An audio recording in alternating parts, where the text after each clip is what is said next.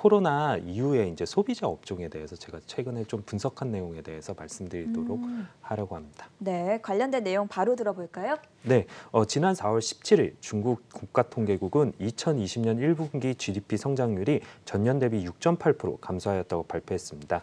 이는 분기별 성장률을 발표하기 시작한 1992년 이후 가장 낮은 수준인데요. 네. 중국 경제가 마지막으로 역성장을 기록한 것은 마오쩌둥이 사망하고 문화 대혁명이 끝난 1970년이었습니다. 1분기 경제 성장률이 이처럼 부진한 것은 네. 2019년 말 중국에서 시작된 코로나19로 인해서 올해 춘절 연휴 이후에 중국 정부의 코로나19 확산 방지를 위해서 강력한 조치 이행이 있었고요. 공장의 가동이 중단되었고 소비자들의 지출이 줄었기 때문입니다. 올해 초까지만 해도 올해 중국의 GDP 성장률은 전년과 비슷한 수준 한 6% 정도를 예상되었으나 네. IMF는 올해 중국의 GDP 성장률 1.2%로 제시했고요. 중국의 윈드 컨센서스를 보게 되면 3.4%를 예상되어 코로나19로 인해서 올해 중국의 경제 성장률은 크게 둔화될 것으로 보입니다. 3월 이후에 중국 당국이 조업 재개를 독려하면서 생산력은 점차 회복되고 있는데요. 1분기 산업 생산은 전년 대비 8.4% 감소한 데 반해 3월 한 달간 감소폭은 1.1%로 1, 2월 감소폭 대비 크게 개선되어 조업 정상화가 이루어지고 있는 것으로 보입니다. 반면 소비와 투자는 여전히 부진한 모습을 이어가고 있는데요. 1분기 소매 판매 증가율은 마이너스 19%를 기록하였고 3월 증가율도 마이너스 15.8%로 시장 예상치인 마이너스 6.6%를 크게 하회하였습니다. 소비 부진은 서비스업으로도 이어지고 있는데요. 3월 중국 서비스업 생산지수는 전년 대비 9.1% 하락했습니다. 또한 1분기 고정자산 투자는 전년 대비 16.1% 감소했는데요. 인프라 투자 마이너스 19.7, 제조업 투자 마이너스 25.2, 부동산 투자 마이너스 7.7%로 투자 관련된 지표들이 대부분 부진하였습니다. 1분기 내 생산과 물류가 제대로 이루어지지 않다 보니까 수출입 지표도 부진하였습니다. 1분기 수출은 전년 대비 11.4% 감소하였고 수입은 0.7% 감소하였습니다. 3월부터 코로나19가 전 세계적으로 대유행하면서 글로벌 경제 침체가 불가피한 상황에서 수출 지표가 단기적으로 개선되기는 좀 쉽지 않은 상황입니다. 그냥 한마디로 주요 경제 지표들이 전반적으로 다 부진했고 악화됐다 이렇게 정리해 볼 수가 있을 것 같은데 네, 맞습니다. 그에 따라서 중국 정부도 뭔가 대응책을 마련을 하고 있겠죠? 네, 그렇습니다. 그래서 결국은 확신해야 되는 건 결국은 수출은 중국 내에서도 자체적으로는 좀 개선되기는 어려운 부분이 있기 때문에 네. 결국은 투자와 그쵸. 소비를 정부가 나서서. 나서서 이제 좀 독려해야 되는 분위기고요. 그래서 이제 투자 같은 경우는 일반적으로 이제 민간 주도의 이제 투자가 있고 정부 주도의 투자가 있습니다. 근데 앞서 말씀드렸다시피 기업들의 이제 뭐 최근에 재무 부담 이 증가하고 있고 또 이제 경기가 부진하다 보니까 이제 대대적으로 좀 투자에 나서기는 어렵고 그래서 결국은 중국 정부가 투자에 이제 적극적으로 나서야 됩니다. 그래서 최근에 중국 정부가 뭐 2월 달부터 최근까지 한 6번에서 7번 정도 신형 인프라 투자 관련돼서 수차례 강조하였는데요. 뭐 신형 인프라 같은 경우는 도시 간 고속철도 및 도심 궤도교통, 5G, 기지국, 산업인터넷, 데이터 센터, 인공지능, 특고압, 전기차 충전소, 그리고 최근에는 인공위성 인터넷까지 8가지 항목이 포함되었습니다. 그래서 중국 정부가 결국은 신형 인프라 투자에 대규모 집행을 통해서 투자가 점차 회복될 것으로 보입니다. 오늘도 이제 좀 뉴스가 있었는데요. 중국에서 이제 원래 특수채 발행 금액을 연초까지만 하더라도 2.8조 위안에서 3.3조 위안 예상이 나왔는데 최근에 오늘 나왔던 뉴스는 4조 위안까지 나오고 있습니다. 그래서 결국은 특수채를 많이 발행하면서 결국은 대대적인 신형 인프라 투자가 좀 이제 확대할 것으로 보입니다. 또한 이제 일반 인프라 투자도 최근에 이제 착공이 가속화되면서 투자 증가에 일부 기여할 것으로 보고 있습니다. 그러면 중국 경제, 중국의 소매 판매 특히 언제쯤 회복할 거라고 저희가 예상해 볼 수 있을까요? 네, 결국은 이제 제일 중요한 게 소비거든요. 소비 같은 경우 중국 경제 성장의 거의 기여도 58%를 차지하고 있습니다. 그래서 많은 분들이 이렇게 질문을 하시는데 소비 언제쯤 회복되느냐? 지금까지는 최근에 나왔던 3월 지표까지만 보더라도 그렇게 좋지 않은 상황입니다. 근데 그러면 어떻게 이제 예상을 할까? 결국은 코로나19와 가장 비슷했던 시기가 바로 2003년의 사스 시기입니다. 과거 사례에서 저희가 또 인사이트를 얻어봐야겠죠? 네, 맞습니다. 그래서 사스 같은 경우는 2002년 11월에 이제 최초 감염자가 확인이 되었고요. 2003년 1월 광동성으로 확산되었고 2월 홍콩, 3월에는 베이징으로 확산되면서 3월에서 5월까지가 감염 전파 거의 정점을 이루었습니다. 그 여파로 인해서 중국 소매 판매 증가율은 2003년 3월 9.3%에서 중국 전역으로 확산되던 4월에는 7.7%, 피크인 5월에는 4.3%까지 둔화되었습니다. 그러면서 사스 사태가 이제는 조금씩 진정되면서 6월에는 8.3%까지 회복되었습니다. 그리고 홍콩도 보게 되면 유사한 모습을 보였는데요. 홍콩의 개인 소비 지출 증가율은 2003년 1분기 마이너스 1.2%에서 2분기 마이너스 4.2%, 3분기 마이너스 4.7%, 4분기 돼서야 마이너스 0.3%까지 회복했습니다. 네. 중국보다는 홍콩의 이제 소비가 회복 속도가 조금 더뎠는데요. 홍콩 같은 경우 관광 도시입니다. 그러다 보니까 사스로 인해서 외국 및 중국 관광객들의 발길이 줄어들면서 소비 회복 속도가 중국보다는 다소 지연되었지만 중국이나 홍콩 사례에서 볼 수 있듯이 전염병으로 인한 소비 부진은 사태가 개선되면 자연스럽게 회복되는 것을 알 수 있습니다. 이 과거 사스 사례에서도 볼 수 있듯이 이번에도 코로나19 사태가 어느 정도 지나간 이후에 자연스럽게 좀 소비가 회복되기를 기대를 해볼 텐데 그럼에도 불구하고 이제 정부의 어떤 정책 당국의 정책들이 굉장히 중요할 것 같아요. 이 소비를 진작시키기 위해서 정부가 내놓은 것들 어떤 것들이 있을까요? 네, 자연스럽게 회복하는 부분도 있지만요. 워낙 소비가 좀 부진하다 보니까 중국 정부에서 다양한 부양책들을 소비 부양책들을 발표했습니다. 먼저 첫 번째로는 3월 13일 날 중국 발기일을 포함한 23개 정부 부처가 공동으로 소비 확대를 위한 가이드라인을 발표했는데요. 구체적인 내용을 살펴보면 이렇습니다. 첫째는 국내 시장 공급 능력을 강화하는 것으로 국산품과 서비스 경쟁력을 제고하고 자체 브랜드를 구축하고 수입품 공급 개선, 면세 정책을 보완한다는 내용이 있고요. 둘째는 문화레저 소비의 질적 업그레이드에 중점을 두는 것으로 특색 있는 문화관광 상품을 풍부하게 갖추고 여행자들의 구매 환경을 개선하며 문화관광 홍보 방식을 혁신적으로 바꾼다는 내용이 포함되었습니다.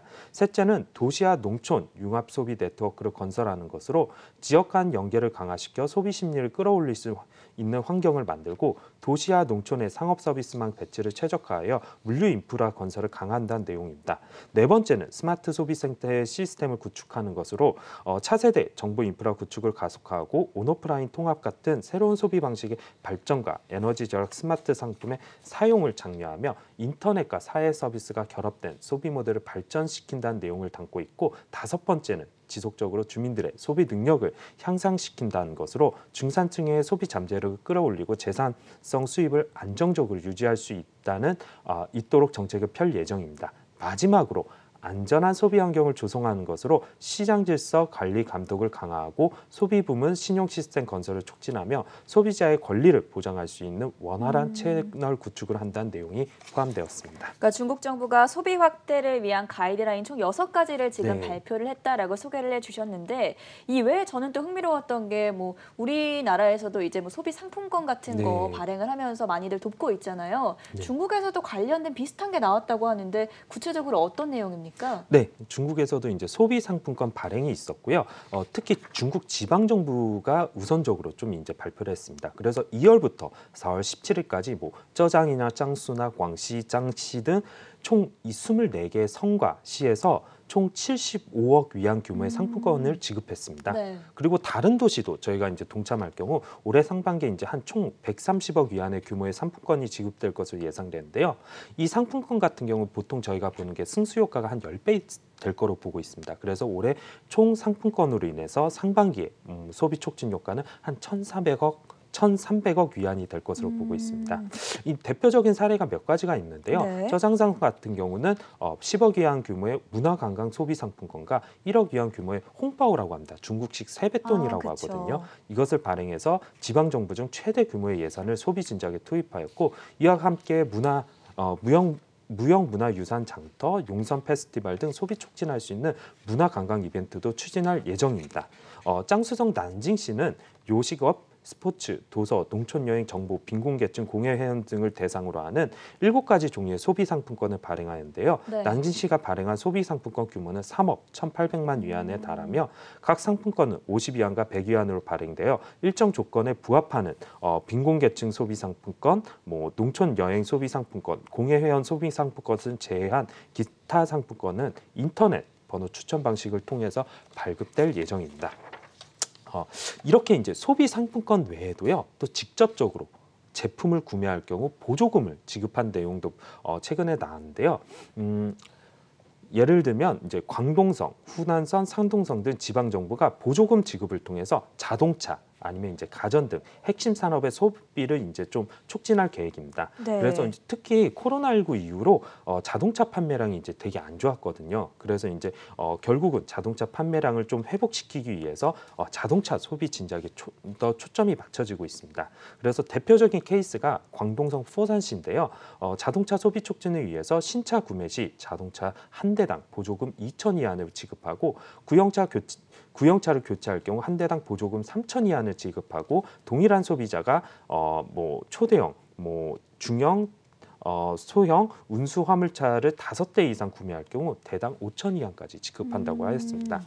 또한 이제 후낭성 샹탄시 같은 경우는요, 장샤주조 샹탄 지역의 시민이 길리 자동차의 이제 샹탄 지후화 시분 구역에서 생산된 빈유에나全新 유엔징 모델을 구입할 경우 한 대당 3,000위안의 보조금을 지급한다고 밝혔고 이 정책은 이미 3월 1일부터 시행되고 있습니다. 네. 그 밖에도 창사시에서도 상해자동차 폭스바겐 창사 공장에서 아니면 창사 비아디에서 제조한 차량을 지정 대리점에서 구매한 후 창사시에 이제 자동차 번호판을 등록할 경우 자동차 가격의 3%에 해당하는 보조금을 지급한다는 내용도 포함되어 있습니다.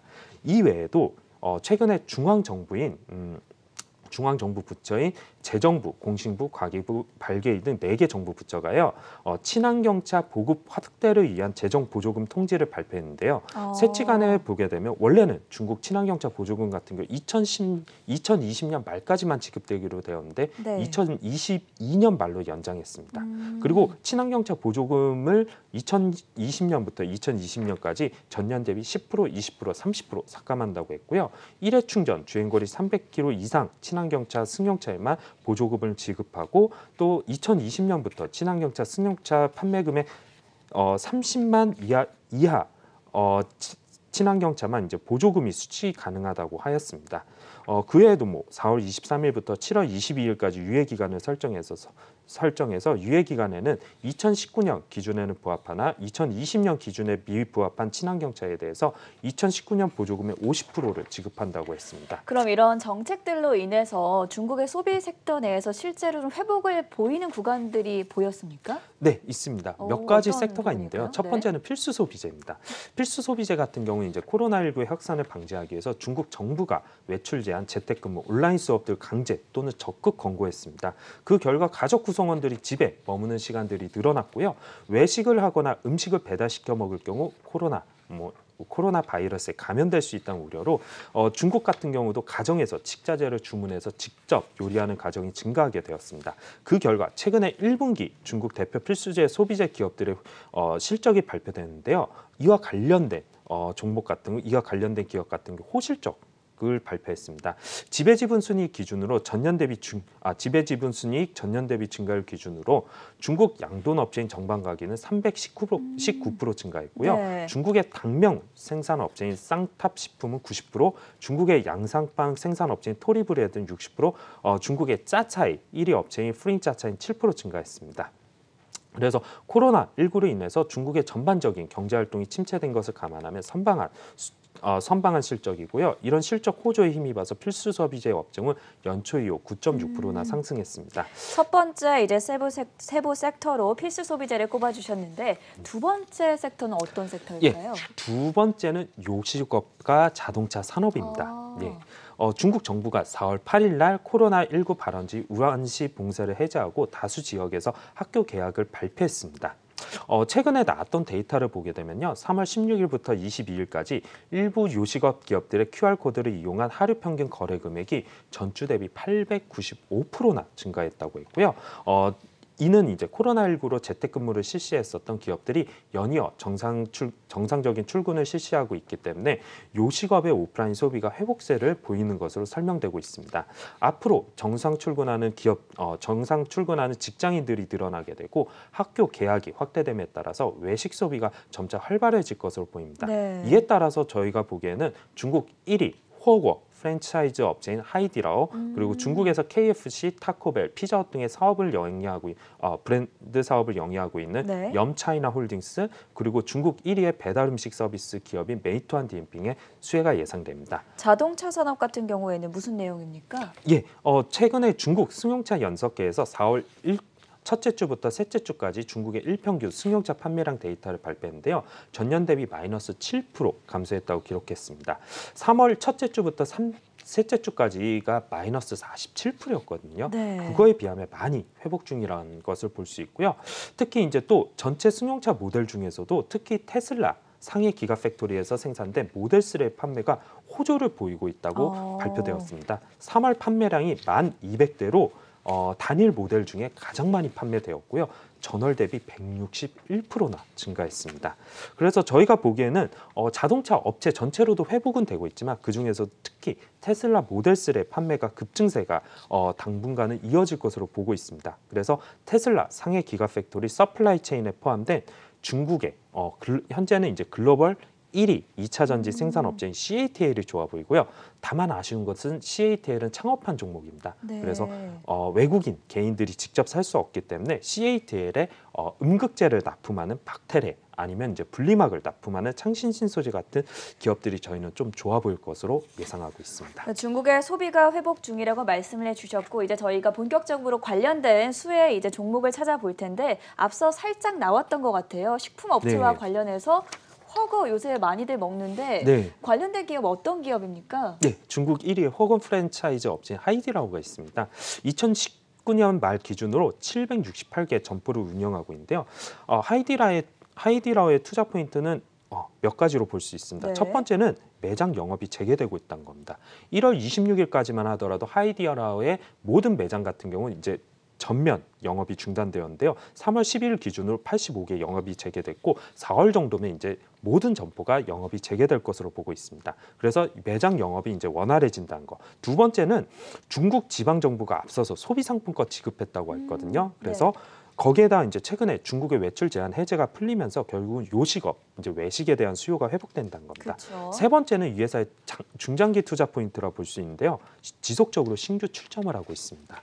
그래서 신규 출점을 하고 있다는 거, 거기에다가 최근엔 이제 가격 인상 아니면 이제 신제품 출시를 통해서 고객의 1인당 평균 소비도 꾸준히 상승한다는 거, 그리고 비용 효율화도 할 수 있다는 부분에서 결국은 올해뿐만 1분기는 좀 실적이 상반기는 잠깐 실적이 안 좋을 수 있지만 네. 하반기 본격적으로 그리고 내년 내후년까지도 실적이 가파르게 상승할 수 있는 종목이라서 괜찮게 보고 있습니다.